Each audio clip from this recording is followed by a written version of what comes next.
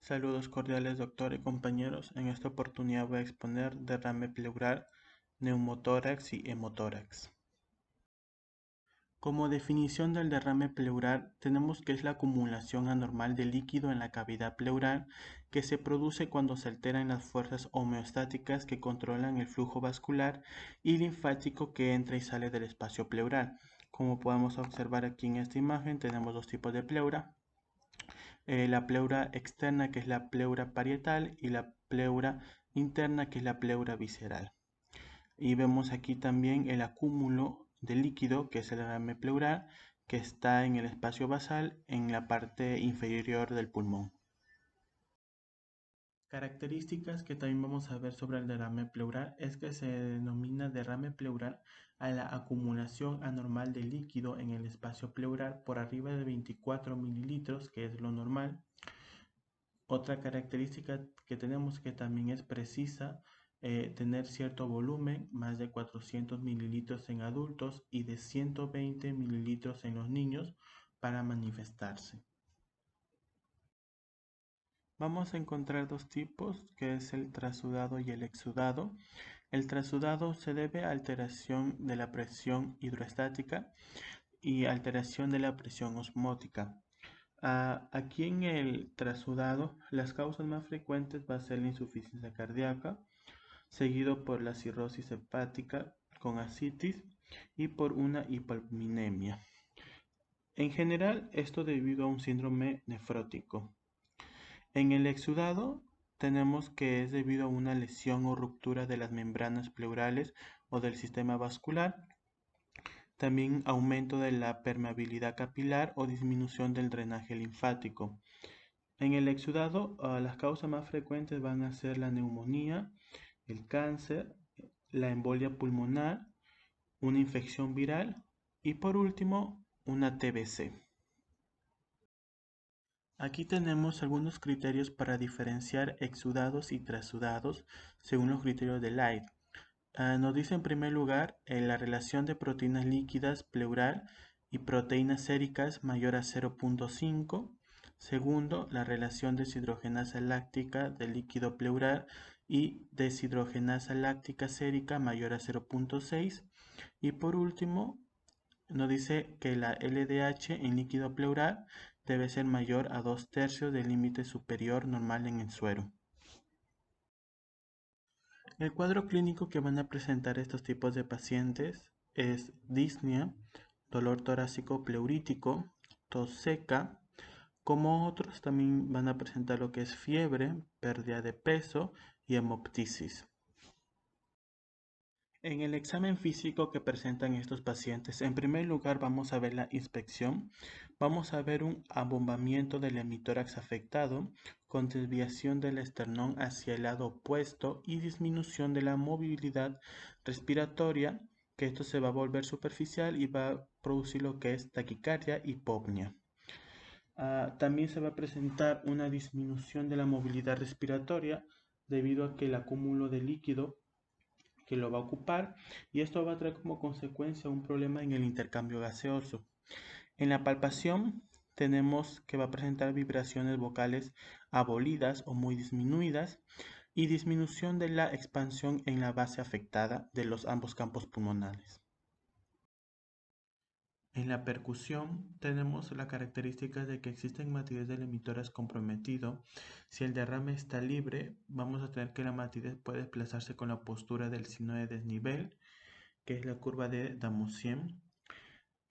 En la auscultación tenemos en primer lugar que vamos a escuchar la ausencia o disminución del murmullo vesicular. También vamos a encontrar soplos pleuríticos, pectroriloquia, afona y egofonía, que se le conoce como voz de cabra, y van a estar ubicados en el límite superior del derrame pleural. Pasamos ahora a la parte de los síndromes radiológicos del derrame pleural. En primer lugar, vamos a tener una opacidad del hemitórax, como podemos observar en esta radiografía. Vemos de que hay una opacidad del hemitórax del pulmón izquierdo, mayormente lo que es la parte basal. También vamos a encontrar una desviación contralateral del corazón y la tráquea, en la parte de la tráquea y en la posición del corazón, como vemos en esta radiografía.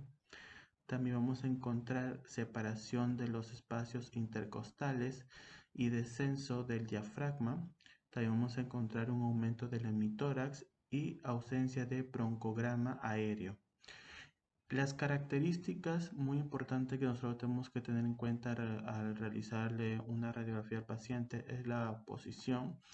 Cuando le tomamos una radiografía lateral, vamos a tener en cuenta que debe ser menor de 100 mililitros, a una radiografía anteroposterior de 250 a 600 mililitros y una radiografía de decúbito lateral va a ser de 5 mililitros. Pasamos a la parte del diagnóstico y para esto vamos a utilizar en primer lugar lo que se conoce como la toracosintesis, que es utilizado para drenar el líquido que se encuentra en el espacio del revestimiento externo de los pulmones de la pleura y la parte torácica. ¿Y cómo se va a hacer esto? Bueno, en primer lugar se le va a inyectar al paciente una anestesia local dentro del espacio pleural.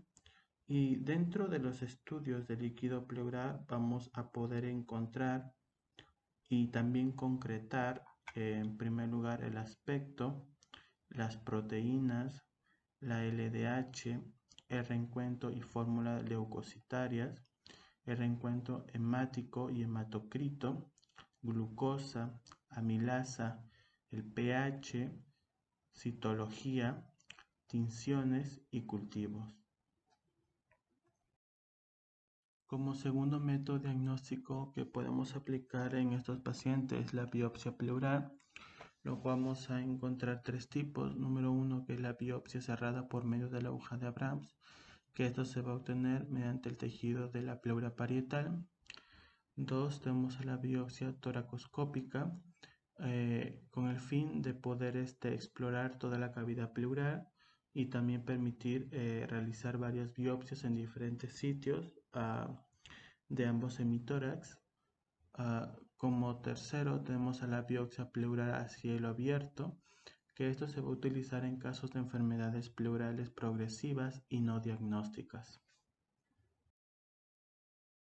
Pasamos a la segunda parte de esta exposición, lo que es neumotórax y hemotórax.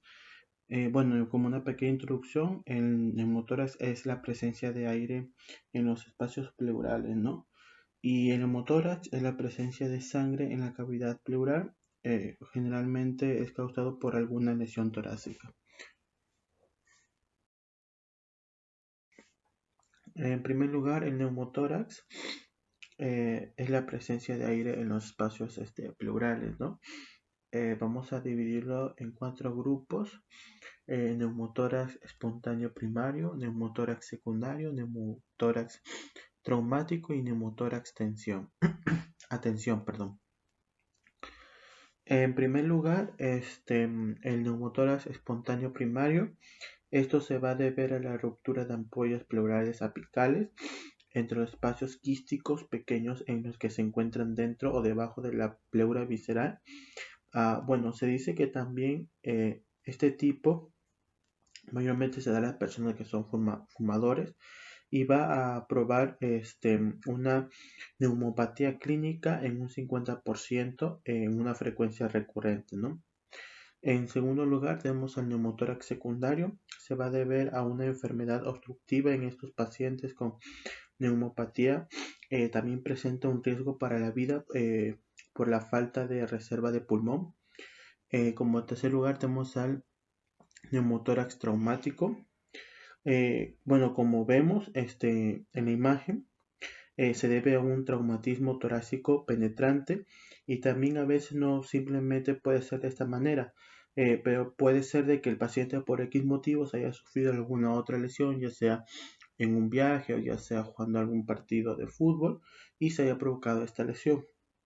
Como número 4 tenemos al neumotórax atención.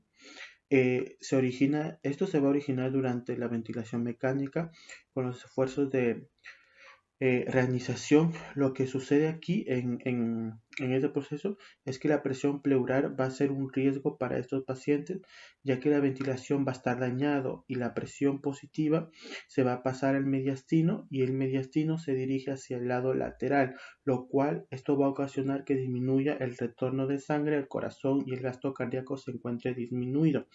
En estos pacientes lo vamos a encontrar con un tórax agrandado y los ruidos respiratorios no van a estar presentes y una desviación del mediastino, ¿no?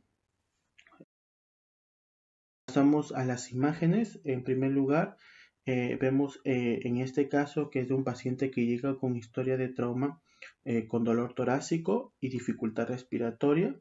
Vemos también que su pulmón está disminuido de volumen y también vemos el borde del pulmón, una trama vascular, y esto es característico del neumotórax. Como podemos ver en la siguiente imagen,